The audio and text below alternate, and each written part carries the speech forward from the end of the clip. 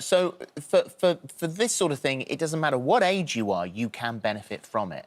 Yeah, if you're doing short naps, then, you know, we know with babies and toddlers, they need to nap. Yeah. And then children go to school, and whilst many of them might benefit from the nap, they don't get so much opportunity. Young adults will benefit from naps as well, but older adults actually require about an hour's less sleep. And it's unfair, isn't it? Because all of a sudden you've retired, you've got the opportunity to nap in the day, and then you're told that it might be detrimental. But short naps are still OK. So let's talk about the timings then, because this sounds slightly complicated. Is this 90 minutes good? So 90 minutes is about the time of a full sleep cycle. So people who have to get up really, really early in the morning, for example, if you can fit in a 90-minute nap in the afternoon, then you can take off 90 minutes from your nighttime sleep. So 90 minutes is the perfect nap.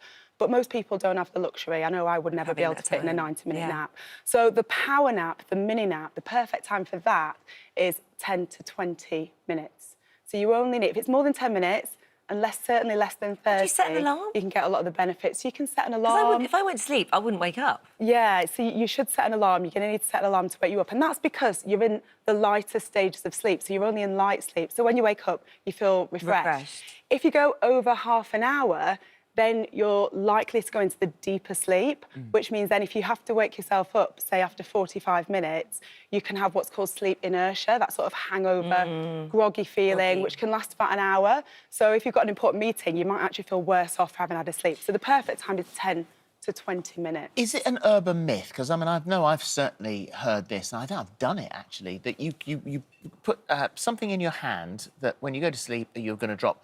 People have said a box of matches or a spoon on the floor or something that's going to make a noise, and you're going to know when you've dropped it. So you power nap, you put your hand on the arm of the chair, you go to sleep, and then when you go to sleep, you drop the matches. When you drop the matches, you wake up, you've had enough. Yeah, so that works on the analogy that, you know, when you're in the very light sleep, you'll keep hold of it, but your muscles relax when you're going into deep sleep. So you would just, if you're holding it just sort of very, very lightly. So, yeah, there is something in that. But an alarm's better.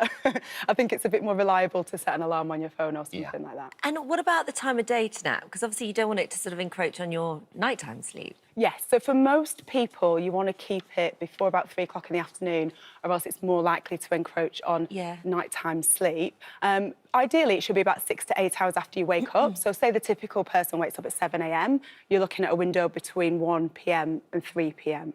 So perfect amount of time, 10 to 20 minutes, between 1 p.m. and 3 p.m. if your wake-up time is around 7. What have you got It's not very long. So I've got some things here, because then the next thing is, you know, like you say, how do you ensure you get off to sleep? And I think we should think of napping as a skill. If you're somebody who doesn't nap, you might not perfect it straight away. You need to do a little bit of practice. So the things to do is try and nap at the same time every day if you can. And I think, you know, people working from home, that is perhaps something that's created an opportunity for some people to nap. Think about your environment. So keep it as cool, as dark, and as quiet as possible. So in here, this is a insert you can put into a pillow to cool it down, because we sleep better. So would you put that in the fridge and then pop it in before bed? Put it in the fridge and then pop it into your pillow, help to cool you down. Eye masks for the light, earplugs or earphones for the noise. So that's to create the perfect sleep environment. And then, because you're trying to train your brain to know that nap time's coming, something like a sleep spray or an oil or even a peppermint tea about 20 minutes before your nap time, your brain starts to recognise that this is what happens before the nap. I literally shut my eyes and I'm like, it will come, and then I'm gone. You're lucky. Do you know what? That's a super skill. It's a really... That's a super skill. Good skill. And then there's a load of apps that I wanted to quickly tell you about as well. So there are apps, so there's the Calm app, which many people are familiar with, and they have these lovely soundscapes. Can you hear that in the background?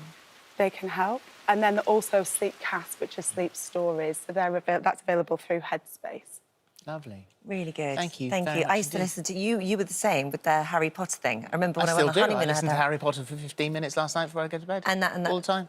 Off you go. Yeah. Very good. There you go. Happy napping. Thank you. Happy napping, everyone. Right, still to come this morning, from life as a soldier to making dreams come true, star of the new TV show The Speed Shop, Pitch Cormack will join us after your weather.